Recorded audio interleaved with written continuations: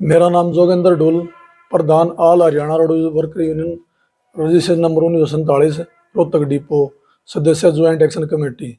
आज की जो प्रेस कॉन्फ्रेंस है वो हमें इस उद्देश्य के लिए की गई है कि 28 फरवरी को ज्वाइंट एक्शन कमेटी के नाम से रोहतक डिपो में 7 यूनियनों ने मिलकर एक ज्वाइंट एक्शन कमेटी बनाई थी और कर्मचारियों की मांगों के लिए महाप्रबंधक महोदय को एक 18 सूत्रीय मांग पत्र दिया था। उसके बाद महाप्रबंधक द्वारा 27 मार्च को ज्वाइंट एक्शन कमेटी को 11 बजे मिलने का टाइम दिया था, लेकिन आचार संहिता लगने के कारण महाप्रबंधक महोदय ने मौखिक तौर पर बुलाकर ज्वाइंट एक्शन कमेटी के सदस्यों को बता दिया था कि जैसे ही आचार संहिता हटेगी आप लोगों को बातचीत के लिए बुला लिया जाएगा और हो सकता है कि जब तक आपकी मांगों को मैं सारी मांगों को पूरी कर दूं। लेकिन एक तथाकथित कुछ लोगों द्वारा लगातार डिपो के अंदर माहौल खराब किया जा रहा है और ज्वाइंट एक्शन कमेटी के प्रधानों के खिलाफ अभद्र भाषा का प्रयोग किया जा रहा है सोशल मीडिया के माध्यम से और डिपो का माहौल खराब किया जा रहा है। और जो महाप्रबंधक महोदय का रवैया है वर्तमान समय तक सभी यूनियनों के प्रति और सभी कर्मचारियों के प्रति बड़ा सकारात्मक रहा है। जो भी कर्मचारी उनसे अपनी समस्या लेकर जाता है तो महाप्रबंधक महोदय बड़े ही सहानुभूतिपूर्वक उसके समस्या का समाधान करने का प्रयास करते हैं। लेकिन कुछ लोग जानबूझकर अपने व्यक्तिगत उद्देश्यों को साधने के लिए कर्मचारी हितों की आड़ में डिपो का माहौल खराब करते हैं, जो कि एक शर्मनाक विषय है। आगे क्या रहेगा? आगे जैसे ही आचार संहिता खत्म हो जाएगी महाप्रबंधक महोदय से मिलकर जो कर्मचारियों की जो समस्या रहती है उनके ऊपर दोबारा से बातचीत की जाएगी। कुछ डिपो के अंदर हैं जो यूनियन के दूसरी एक यूनियनों के पदाधिकारी हैं जो इस प्रकार के सोशल मीडिया के माध्यम से भी लगातार गलत कमेंट पास कर रहे हैं। काफी अभद्र हैं, मैं आप लोगों को इसे यहाँ इस प्रकार से बता नहीं सकता। सर इसमें अलग अलग बोल रहे थे, दूसरी बात का सवाल जी परिचय दीजिए। मैं Sumesh Kundu, Haryana roadways worker union संबंधित इंटक रजिस्ट्रेशन नंबर 1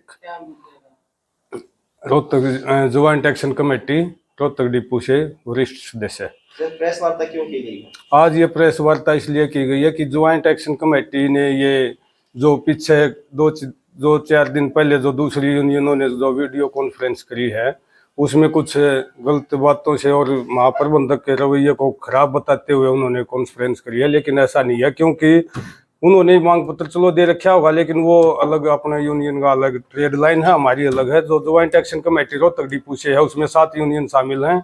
28 फरवरी 2024 को 7 यूनियनों ने महाप्रबंधक महोदय को कर्मचारियों की समस्याओं के लिए मांग पत्र दिया था। जो समस्या थी वो 18 सूत्रीय मांग पत्र था, उसमें सभी ऐड हैं।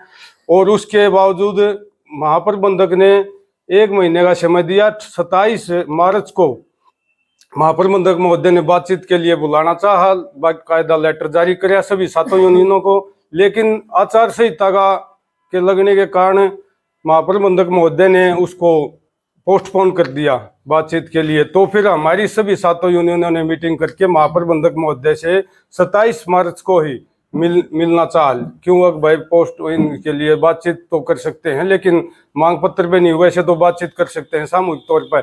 लेकिन सभी यूनियन हमारी 7 यूनियन महाप्रबंधक से मिली और उनको मांग पत्र को साइड में रखकर कर्मचारियों की समस्याओं के बारे में अवगत करा कि जी ऐसा मांग पत्र पे बातचीत नहीं करना चाहते तो हमसे वैसे बातचीत करो, जो समस्या डिपो की।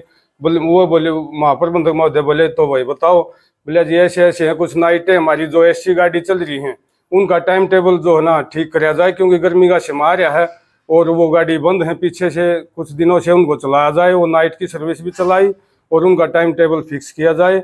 और कुछ गाड़ियाँ जो हमारी अब गर्मी की समस्या को देखते हुए हमारे टाइम बंद है उनको चालू किया जाए। इसके बाद जो उसने आचार संहिता का हवाला दिया तो उसने कहा कि मैंने आपकी जो मांग थी उनको समस्याओं को जरूरी से जरूरी हल करने के लिए मैंने ज़्यादा से ज़्यादा प्रयास आपसे पहले ही कर रखा है। जैसे ही आचार संहिता समाप्त होगी तुरंत आपको लेटर जारी करके बुला लिया जाएगा मांग पत्र पे विचार करने के लिए। भ्रष्टाचार का क्या मामला है? भ्रष्टाचार के बारे में हमारे जो है सीनियर साथी और भी बैठे हैं, जिन्होंने बाई नेम उनके खिलाफ जो कमेंट किए हैं उनके बारे में आपको अवगत करा देंगे। धन्यवाद जी। मैं राजेश पंगाल, प्रधान रोहतक डिपो हरियाणा परिवहन कर्मचारी संघ 1342। आज हमने एक कॉन्फ्रेंस मीटिंग इसलिए की है कि हमारा पहले सभी यूनियन का साझा मोर्चा था, तो उस यूनियन में कुछ एक यूनियन है जिन्होंने अपना मतलब अलग कर लिया और मतलब नाजायज धरना प्रदर्शन के लिए हमारे को बोल रहे थे, तो हमने फिर 7 यूनियनों ने अपनी अलग से बना ली कमेटी, ज्वाइंट एक्शन कमेटी।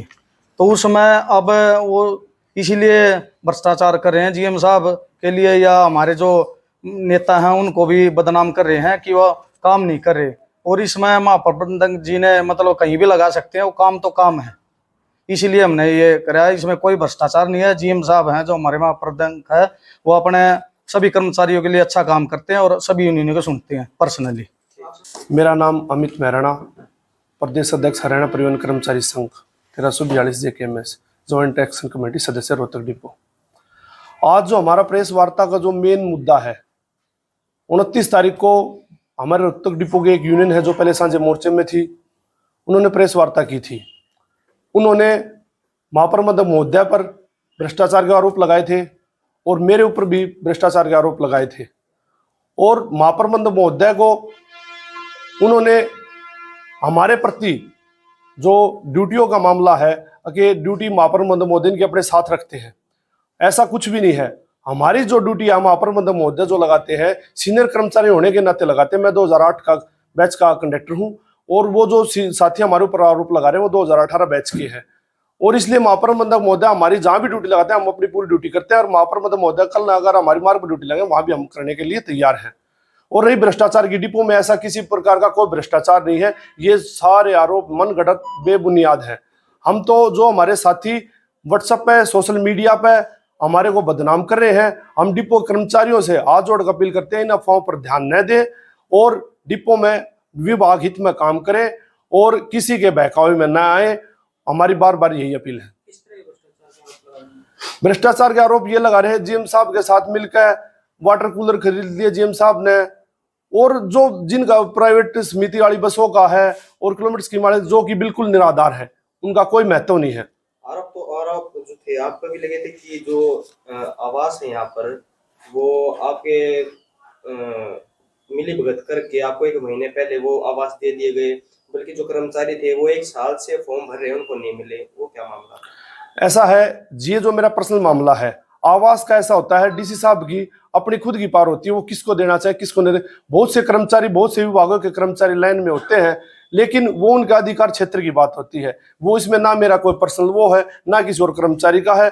सबको जहां पर जिसका समय अनुसार होता है उसको मिलता है। कर्मचारियों ने आरोप लगाया कि जो महाप्रबंधक जी हैं वो कर्मचारियों को अपने पर्सनल काम के लिए यूज करते हैं, एक बच्चों को ट्यूशन लेके जाना, इस तरह के आरोप है जो लगाए गए। नहीं, ऐसे ये सभी बिल्कुल आरोप निराधार है, ऐसा कुछ भी नहीं है। कोई पर्सनल यूज के लिए सभी विभागित में कार्य कर रहे हैं और जहां पर जिसकी ड्यूटी होती है उसकी ड्यूटी लगाई जाती है और पर्सनल कोई भी यूज नहीं कर सकता कोई भी पदाधिकारी।